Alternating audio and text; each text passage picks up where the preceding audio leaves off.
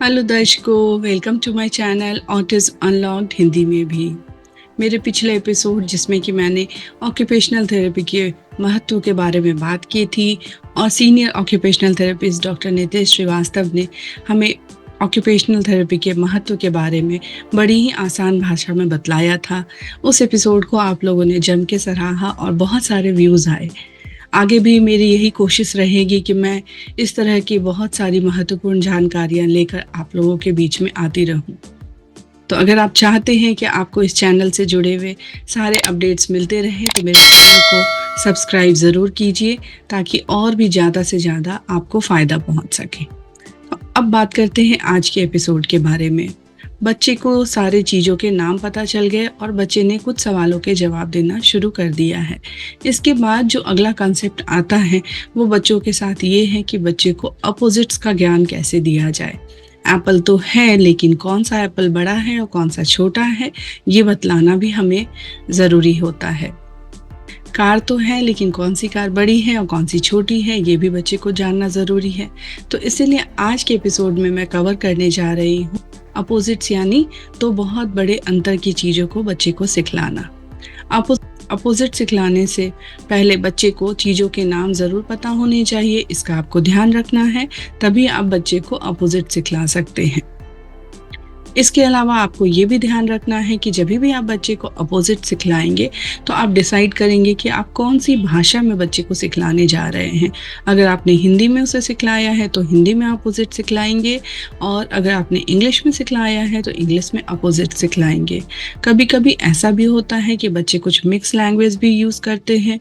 जैसे कि मेरे बेटे की अगर मैं बात करूँ तो मैंने मिक्स लैंग्वेज में बच्चे को सिखलाया था।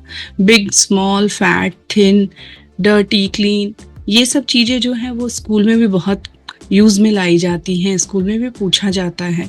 तो मैंने कुछ चीज़ें जो हैं वो इंग्लिश में सिखलाई और कुछ चीज़ें हिंदी में सिखलाई। तो एज अ पेरेंट आपको डिसाइड करना है कि आपको अपोजिट हिंदी में सिखलाने हैं या इंग्लिश में सिखलाने हैं। जिसमें भी आपका बच्चा कंफर्टेबल हो आप उस भाषा में बच्चे को सिखलाएंगे।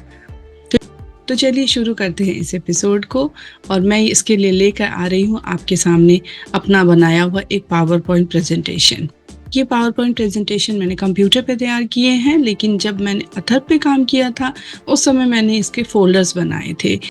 मैंने इंटरनेट से सारी फ़ोटो डाउनलोड की थी, कागज़ पे चिपका के, और सारे अपोजिट्स के मैंने एक फ़ोल्डर तैयार की थी, और उस फोल्डर को रोज़ मैं उसे एजुकेशन के समय में दिखलाती थी। दिन भर की रूटीन का जो आधा घंटा होता था जिसमें कि मैं उसे पढ़ाती थी या एक्टिविटी कराती थी, उसमें मैंने उसे इंक्लूड कर दिया था और रोज़ मैं उसे वो फोल्डर दिखलाती थी। एक बार में एक ही कंसेप्ट लेके चलना है, ये नहीं कि बहुत सारे अपोजिट लेके चले गए। पहले हफ्ते सिर्फ हम एक ही कंसेप्ट लेके चलेंगे, अगले हफ्ते दूसरा कंसेप्ट लेके चलेंगे। तो जो सबसे कॉमन यानी सबसे ज़्यादा इस्तेमाल में आने वाले अपोजिट हैं वो हैं बिग एंड स्मॉल, यानी बड़ा और छोटा। बिग, स्मॉल, बड़ा, छोटा, ये आपके आसपास दिखने वाली चीज़ों में बहुत ही आसानी से मिल जाती है, इसलिए हम अपोजिट की शुरुआत अक्सर बिग और स्मॉल से करते हैं। तो अब मैं आपको दिखलाने जा रही हूँ ये पावर पॉइंट प्रेजेंटेशन, जो कि आप फोल्डर के रूप में भी तैयार कर सकते हैं, और अगर आप कंप्यूटर पे तैयार कर सकते हैं तो आप कंप्यूटर से भी बच्चे को सिखला सकते हैं। अब आप देख रहे हैं कि यहाँ पे एप्पल की फ़ोटो है, और हमने ये कोशिश की है कि सेम एप्पल की हमने एक बड़ी फ़ोटो निकाली है और एक छोटी फ़ोटो निकाली है। तो आप अब जब बच्चे को सिखलाएंगे तो आपको बस ये ध्यान रखना है कि आप उसको सामान्य तरीके से हटके थोड़ा उसे सिखलाएंगे, क्योंकि एप्पल का मतलब तो वो जानता है। तो जब आप उसके सामने ये फ़ोटो लेके आते हैं तो उसे लगता है कि फिर से मुझे एप्पल ही सिखलाया जा रहा है, तो वो उसमें रुचि नहीं लेता, इंटरेस्ट नहीं लेता। तो इसीलिए आप उसको ऐसा सिखलाइए जिससे कि बच्चा इस चीज़ पे ध्यान दे कि कुछ अलग सिखलाया जा रहा है।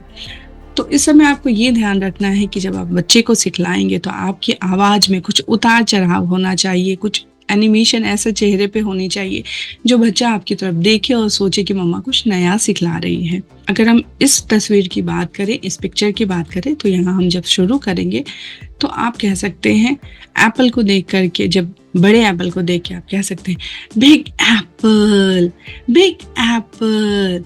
और जब छोटे तस्वीर को आप देखेंगे तो आप कहेंगे स्मॉल एप्पल, स्मॉल एप्पल। इस तरह से आप बिग एप्पल और स्मॉल एप्पल को इतने एनिमेशन के साथ बोलेंगे। जब आप बच्चे को सिखला रहे होंगे तो आपकी ये कोशिश रहेगी कि बच्चे से पॉइंट करवाएं। बच्चा जब पॉइंट करता है तभी ध्यान दे पाता है। ऐसे में बच्चा सीख जल्दी पाएगा, आपको सिखलाने में उसे मज़ा भी आएगा क्योंकि बच्चा उस पर ध्यान दे रहा है।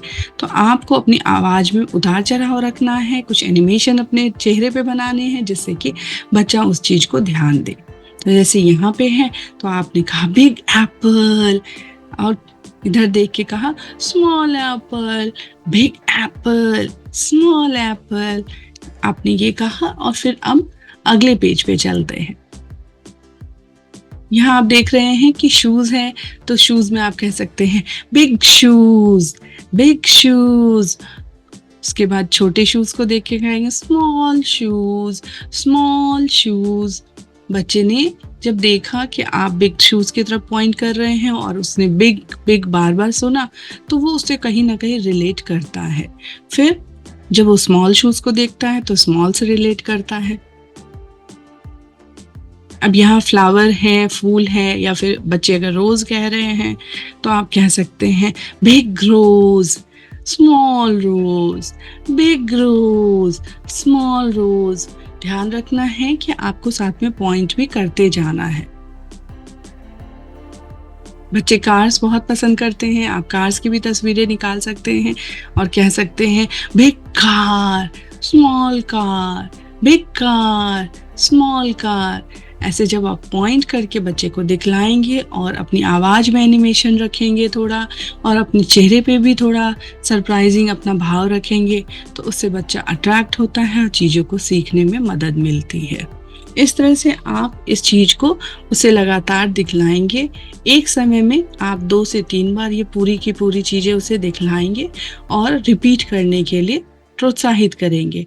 शुरुआत में आपने बतलाए, बाद में आप जो बोले कम से कम उसे रिपीट करने के लिए प्रोत्साहित करें।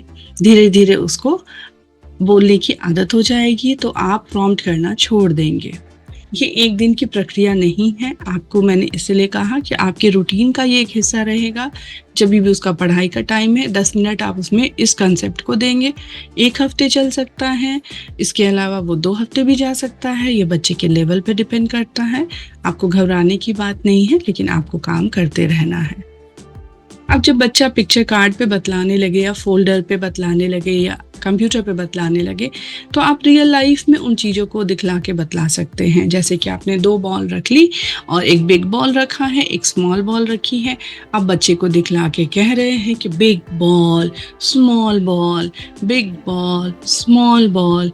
इसके अलावा आप बहुत सारी चीज़ें ऐसा कर सकते हैं, जैसे कि ब्रश हैं, बड़ों के ब्रश बड़े होते हैं, अगर बच्चों के छोटे हैं तो आप वो भी दिखला के कह सकते हैं big brush, small brush, big brush, small brush. कहने का मतलब ये है कि आपके अगल बगल की चीज़ों में जब आप उसे सिखलाएंगे तो रोज वो उसको देख रहा है और उसमें अंतर करना सीखेगा।